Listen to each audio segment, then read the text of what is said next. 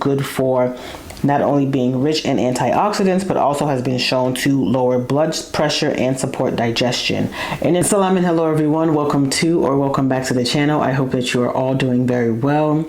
Some of you watching have some of the best medicine already in your homes, locked up in your spice cabinet. In today's video, I want to talk about 5 spices that not only flavor your food, but also are good for supporting your health, especially if you are a woman over 40. So in today's video, I'm going to be talking about 5 particular spices that I think should be on your radar. They should be in your kitchen. You should be using them, on a daily or weekly basis. So let's dive into these 5 spices. Now, first on the list is cinnamon. Cinnamon is great in its powder form on oatmeal, which I tend to do a couple of times a week, or using a stick steeped in tea, whether it's ginger tea or black tea. I don't let the cinnamon stick steep for more than 1 to 2 minutes. You'll see it open up. And I don't let it steep for more than that because it has a strong flavor and I don't want it to overwhelm my tea.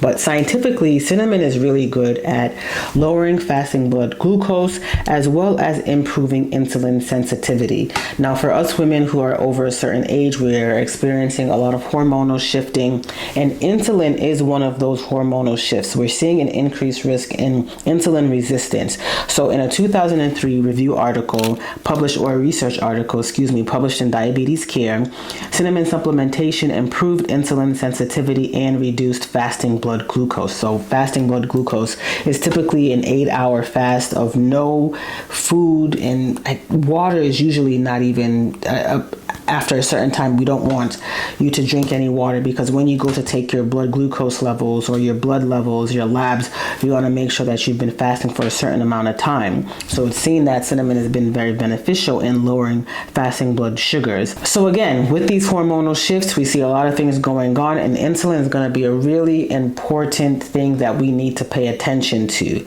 These are things that we want to make sure that we're ahead of the game, because sometimes we're caught off by surprise. We're caught by surprise, of now we're trying to control our eating habits. We're trying to control what goes into our bodies, but we still are experiencing some resistance to our hormones. So cinnamon is something that can be very beneficial for you. Now I will say that with these hormonal shifts that are going on with weight gain and insulin resistance, consistency matters. You're not going to use cinnamon once a month and expect it to have some type of benefit. You're going to have to use it on a weekly basis and just be consistent. I can't tell you how much to use because it's going to be to your own personal preference, but a little bit goes a long way, and using cinnamon in your food or in your tea can be very beneficial. The second spice on the list that I want to talk to you about is garlic.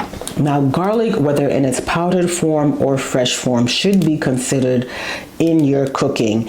Garlic, for me, I have been more intentional in using garlic in my cooking for its health benefits. In fact, in 2016, there was a meta-analysis of randomized controlled trials published in Nutrient Reviews that showed that garlic was good at lowering total cholesterol and LDL, that bad cholesterol.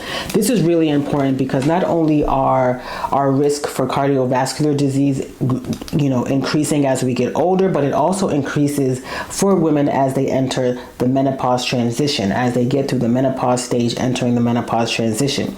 So if you haven't used garlic, I would consider you trying out garlic and increasing it more in your food. See how you like it, see how it tastes, see how you feel. In fact, in this video here that I'm going to share with you, I talk about why garlic compared to ginger is so underrated, but it has so many health benefits. And I think that you should, once you're done with this video, give this video a look and let me know what you think about how you could use garlic in your cooking.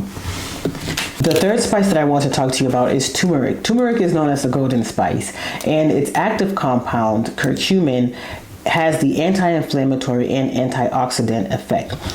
Inflammation shows up in many different forms, but it can usually look like joint stiffness, brain fog, weight gain, or that menopausal belly fat that some of us may be experiencing midlife. So consider adding turmeric to your diet. I personally add it every once in a while to seared vegetables, for example, but I do sprinkle on some garlic, onion powder, paprika. It gets mixed in, or curry, it gets mixed in with a lot of different spices, but adding a little bit can go a long way, especially if you're consistent. Now, please understand that turmeric can help reduce inflammation, and chronic low-grade inflammation is actually linked to joint pain, cognitive changes, and metabolic shifts in midlife. So it's important to consider the different spices that you're using and how it can be beneficial for you. The fourth spice that I want to talk to you about includes fenugreek seeds. A 2011 article published in Phytotherapy Research actually showed that supplementation with fenugreek did a couple of things. It improved menopausal symptoms as well as improved sexual function in women in midlife. I personally have used fenugreek a long time ago to help me increase milk production when I was nursing. I probably use it all the times that I nursed, but who knows? Fenugreek might be making a comeback. The fifth and final spice that I want to talk to you about today is cardamom. Now, cardamom is not a very well-known spice in the West among some populations, not all populations. However, this is something that is good for not only being rich in antioxidants, but also has been shown to lower blood pressure and support digestion. In an article published in the Journal of Ethnopharmacology in 2009, cardamom demonstrated antioxidants, anti-inflammatory, and blood pressure lowering effects. So it's good for the overall heart health as well as digestive health. I have used cardamom in the past in my attempts to make biryani. It came out okay, but I know it could be better. So if you have any tips for how to improve, let me know in the comments. So if you're so inclined, the next time you're cooking, try to incorporate cinnamon or garlic, turmeric, fenugreek, as well as cardamom in your diet, in your food, and let me know how it goes. I know that you might be thinking at this point in the video, okay sis, you mentioned all these spices. Where's the recipes? Drop the recipes below. Don't tell me you sprinkle some cinnamon on your oatmeal. How do you make the oatmeal? But I would say you're on this platform of free videos. Try and plug in something that is of your liking, something you would like to try. Some of you are even chefs, you're professionals. You already know how to make all this stuff for yourself and for others, for your family. So you need to drop the recipe down below. But I would say if you are really serious about getting some good recipes because you would like to incorporate some of these things, but you just don't know how, check out videos on this platform.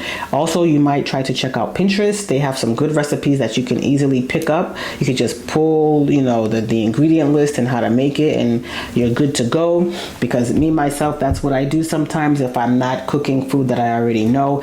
And actually, I want to share this video with you about our cultural foods. Are our cultural foods helping us or harming us? Maybe, maybe not. And it's just some food for thought about how the food industry has changed over the years. So, the food that we are eating might not be the same that our ancestors ate, or the same that our descendants will be eating. So it's important to understand how the food industry has changed over the years and how we can still incorporate our cultural foods in ways we can modify it so that it is beneficial for our health. So check out this video and let me know your thoughts. I do thank you for spending your time with me and watching my video, and I shall see you in the next video. Take care. Bye.